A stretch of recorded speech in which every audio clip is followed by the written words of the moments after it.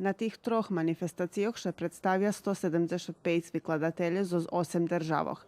Sajam knjiškoh privita čislenih pisateljoh, kritičaroh, vydavateljnih hiži i čitačoh, a najaveniji popusti do 80%.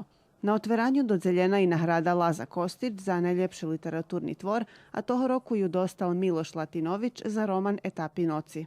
Sajam putokazi govori da... Drahokazi nam hutoria, že všetky treba, že by provadzeli drahokazi u Novomu Sadu, ktorý nedávno bol mladežská prestolnica Európy a na rok bude Európska prestolnica kultúry.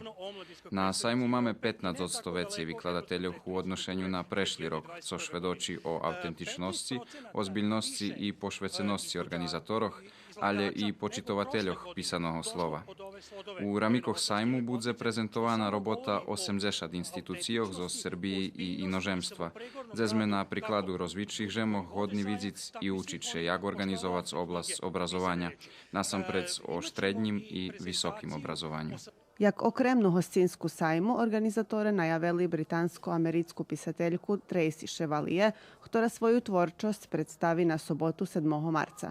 Okrem vyznačných švetovih i domašnjih autorov i vydavateljoh, na sajmu še predstavlja i ruski instituciji i ustanovi, novinsko-vydavateljna ustanova Ruske slovo, Zavod za kulturu vojvodjanskih Rusnacoh, Novinarska asocijacija Rusnacoh i naša medijska hiža Radiotelevizija Vojvodini. Sajam knjiškoh bude tirvac od nješka po ponzelok 9. marec, a uhod besplatni.